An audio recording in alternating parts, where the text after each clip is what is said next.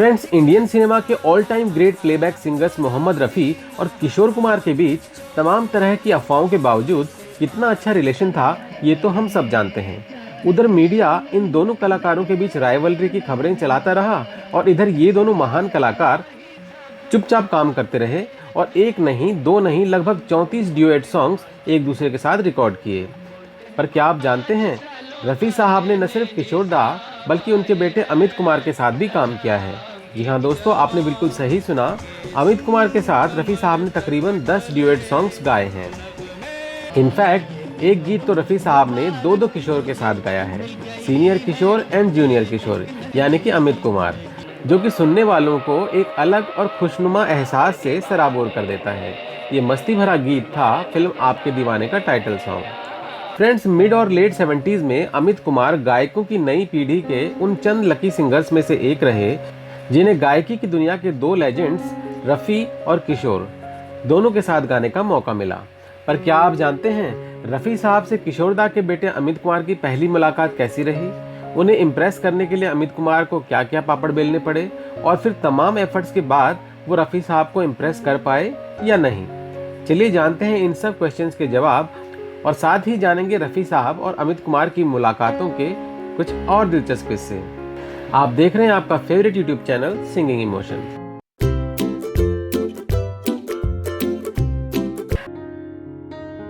रफ़ी साहब के साथ अपनी पहली मुलाकात का किस्सा सुनाते हुए अमित कुमार बताते हैं कि बात उन दिनों की है जब मैं सिंगर के तौर पर अपना करियर शुरू कर रहा था और कलकत्ता की गलियों में छोटे मोटे प्रोग्राम्स में गाकर 800-900 रुपए तक कमा लिया करता था। इसी बीच कोलकाता में एक कॉन्सर्ट हुआ जहां रफ़ी साहब मेन सिंगर थे। ऑर्गेनाइजर्स ने मुझे भी इस प्रोग्राम में परफॉर्म करने के लिए बुलाया। मेरी खुशी का कोई ठिकाना नहीं था क्योंकि मैं रफ़ी साहब से पहली बार मिलने जा रहा था। अमित कुमार कहते हैं कि मैंने उस प्रोग्राम में बाबा यानी कि किशोर दा के गाने जैसे झुमरू और दुखी मन मेरे इत्यादि गाए और क्योंकि रफ़ी साहब विंग्स में बैठे थे तो मैंने अपनी तरफ से सब कुछ झोंक कर अपना बेस्ट परफॉर्मेंस दिया। इनफैक्ट दुखी मन मेरे गीत के अंतरे की एक जगह पर तो रफ़ी साहब भी वाह वाह कह उठे और जो बाबा यानी किशोर दा स्टेज पर करते थे मैंने सब कुछ किया, पूरी एनर्जी से गाया, डांस किया और परफॉर्मेंस को एक मेमोरेबल नोट पर एंड किया। रफ़ी साहब चुपचाप स्टेज के साइड विंग्स में बैठकर मेरा परफॉर्मेंस देख रहे थे। परफॉर्मेंस खत्म होने के बाद जब मैं उनके पास आशीर्वाद लेने पहुंचा तो उन्होंने मुझे गले लगा लिया और मुझसे बोले, तुम जबरदस्त परफॉर्मर हो, लाइव ऑडियंस के सामने इतनी एनर्जी के साथ गाना आसान नहीं है, मुझे यकीन है तुम बहुत आगे जाओगे। अमित कहते हैं कि इतने बड़े गायक से इस तरह के इनकरेजिंग वर्ड सुनकर आप बहुत मोटिवेटेड फील करते हैं। जब मैंने सारा किस्सा बाबा को बताया तो बाबा ने मुझसे कहा, सबसे बड़े प्लेबैक सिंगर ने तुम्हें आशीर्वाद दे दिया है, अब तुम्हें और क्या चाहिए। अमित कहते हैं कि रफ़ी साहब जब भी किसी गीत की रिकॉर्डिंग पर मिलते थे तो हमेशा एक पिता की तरह सलाह और प्यार दिया करते थे। रफ़ी साहब के साथ अपनी मुलाकात का एक और इंटरेस्टिंग वाकया सुनाते हुए अमित कुमार बताते हैं, एक बार मैं महबूब स्टूडियो में गाने की रिकॉर्डिंग खत्म करके घर जा रहा था कि रास्ते में मेरी कार का टायर पंक्चर हो गया।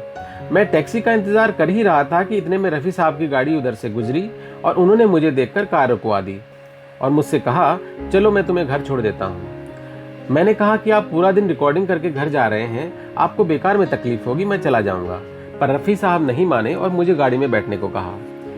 मैं उनके इस काइंड जेस्चर से बहुत इम्प्रेस हुआ और जब गाड़ी हमारे घर के गेट पर पहुंची तो मैंने रफ़ी साहब से कहा, आप अंदर चलिए, बाबा से मिलकर जाइएगा। तो रफ़ी साहब ने मुस्कुराते हुए जवाब दिया, मैं तुम्हारे बाबा को तुमसे ज़्यादा जानता हूँ, मैं फिर किसी दिन टाइम निकाल के मिलने आऊँगा और उनके साथ बैठूँगा। मैंने अंदर जाकर बाबा को बताया कि रफ़ी साहब मुझे घर तक छोड़ने आए थे पर ऊपर नहीं आए। ये सुनकर बाबा तुरंत गेट पर गए पर रफ़ी साहब तब तक जा चुके थे। अमित कहते हैं कि रफ़ी साहब एक बेहतरीन प्लेबैक सिंगर थे। हर कलाकार के करियर में उतार चढ़ाव आते हैं, ये इंडस्ट्री ही ऐसी है।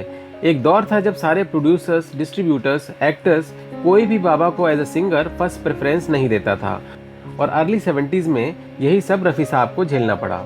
पर इसका मतलब ये नहीं था कि एक कलाकार के तौर पर उनकी गायकी में या उनके टैलेंट में कोई कमी थी, पर बाद में उन्होंने दमदार वापसी की और कुछ बेहतरीन गीत गाए। तो दोस्तों, ये थे अमित कुमार और रफ़ी साहब की बातों और मुलाकातों के कुछ दिलचस्प किस्से। अगर आपको हमारा वीडियो पसंद आया हो तो इसे लाइक, शेयर और कमेंट करके हमें ज़रूर बताइएगा और ऐसे और वीडियोस के लिए हमारे चैनल सिंगिंग इमोशन को सब्सक्राइब कर लीजिए। जल्दी ही मिलते हैं एक और नई वीडियो के साथ, तब तक अपना बहुत बहुत ख्याल रखिएगा। Thank you for watching.